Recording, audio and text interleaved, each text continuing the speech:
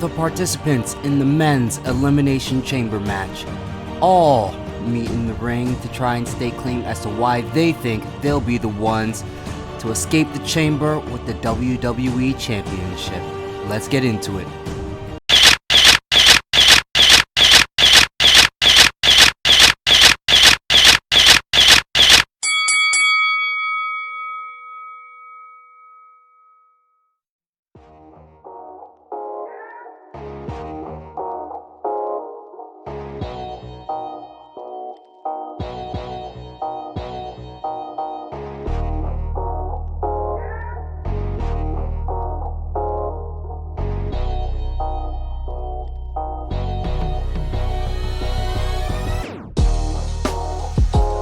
What is up? My name is Lloyd, and this is the Middle Card, which are my takes on the world of professional wrestling and its ins and outs. So let's go.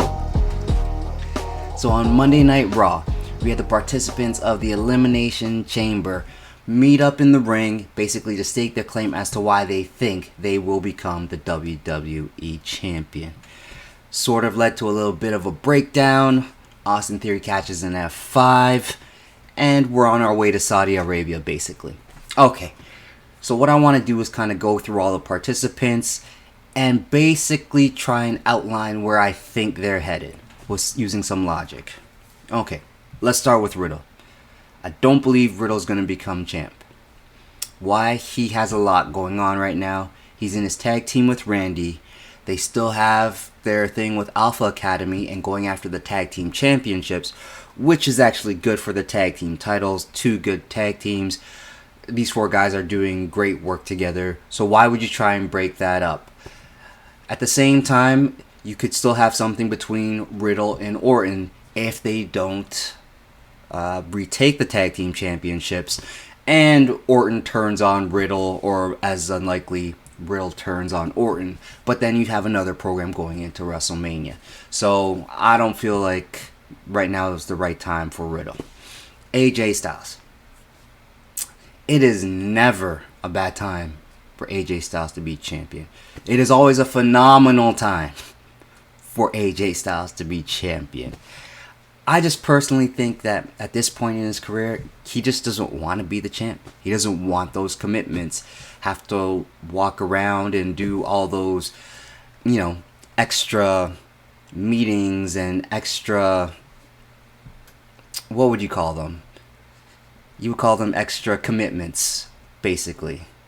All the things that you have to do when you're the champion.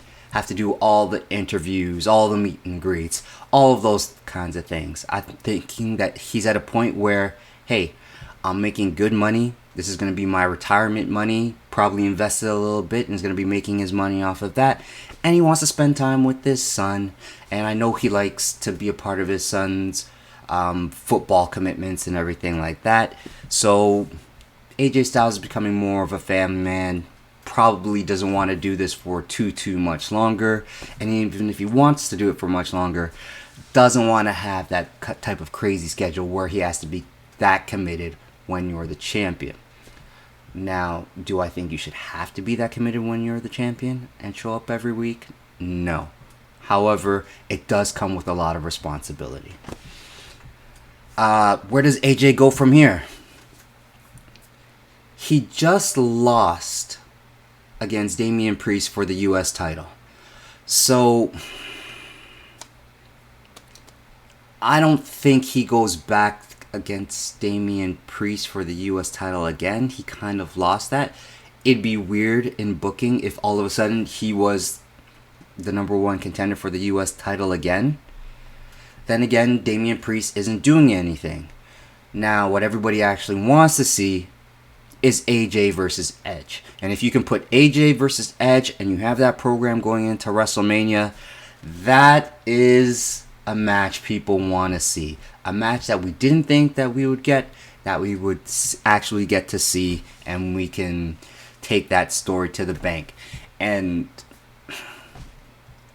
what else do I need to say? AJ Styles versus Edge.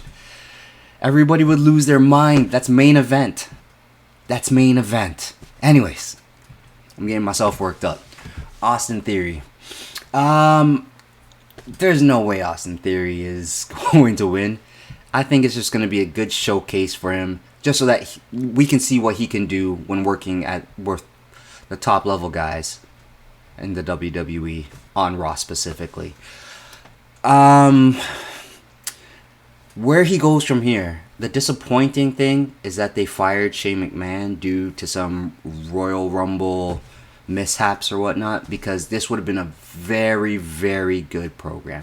Austin Theory comes out and he basically says that he has to win this for Mr. McMahon, to prove something to Mr. McMahon. If after he loses, Shane comes out and he was like, you know what, there's no pleasing my father and this and that, so you should try and make your own way, and then Austin Theory turns on him, well, Jesus Christ, you have a compelling story for WrestleMania. Where does Austin Theory go now? Damian Priest is going to be free. Why not have him versus Damian Priest and try and accomplish that? That makes sense. It's a mid-card title. It elevates him. Maybe it sends Priest down this crazy bipolar thing that they're trying to get him to do. I guess that would work. Not as good as the Shane thing. Finally, Shane has a role where he would be useful, and they take it away. Bobby Lashley. So this is weird. Because Bobby should win. But I don't know which direction they want to go. Because he's not going to win if they want to unify the titles. That doesn't make any sense. If they don't want to unify the titles, then Bobby has to win. But if Bobby wins, who does Bobby face at WrestleMania? Because they haven't really established who that guy would be. The most compelling story would be Edge. I have to be honest, because if we go into this and we think about this logically, okay, when Edge was an active competitor before he got injured, before he retired, he was the WWE World Heavyweight Champion. Sorry, that's wrong. He was the World Heavyweight Champion. Okay, so you had two titles. You had the WWE title, you had the World Heavyweight title. Okay. Edge had to retire, giving up the World Heavyweight title. Boom, you have that. Then, the WWE title and the World Heavyweight title were unified. So it's the WWE World Heavyweight Championship. So, the title that Edge had lost was mixed up in there. It's a combination of two different titles, but basically, the title that's going around currently has a piece of what Edge lost. So when Edge won the Royal Rumble, this is why I thought he would go after that title to reclaim what he lost. Why he would go after the Universal title, it made absolutely no sense at all. Drew was the one that he should have gone after. But we would have a chance to rewrite history. So you have Edge. He goes after Bobby Lashley. The promos will be great between Edge and MVP. Bobby's not there yet. Bobby will just be there to work over Edge, to give him heat, whatever you want to call it. Edge is delivering promos basically saying that I never lost this title. If you really want to think about it, every title reign after the fact has been illegitimate or tainted because I never lost. And then you can either tell the story of a man getting it all back, or you can tell the story of Bobby Lashley becoming a true champion if you're trying to elevate Bobby to that level. It works for both guys. Again, I'm hooked. Jeez, look at me booking. Okay, then you have Seth Rollins. Seth could win this. Seth could win this. Seth is literally the Joker. He's the Joker in the deck. He's the DC Joker. There's no reason why Seth couldn't win this. And if Seth does win this, I don't know if they put him with Bobby Lashley. Maybe we run it back and we get Seth versus Roman versus Brock for the Universal and WWE titles. Maybe we unify these. Because what would the Joker do? He would want to see the world burn and then come out on top. And I'm all for that. And there's so many different layers to that story. But basically, you could tell the story that this is how Roman finally gets the Seth Rollins monkey off of his back. Which would be interesting, which would be kind of cool. Even though I'm not sure I'm for unification. I do like that. You hooked me with a good story. Now, Brock Lesnar. Brock has to be a favorite. Because Brock is the one that brought up the idea of unifying the titles. Seth is the Joker, but Brock could actually go ahead and win this. And if Brock goes ahead and win this, then you go on to WrestleMania, where he probably again loses to Roman Reigns. I don't see why they would make Brock win, to be honest.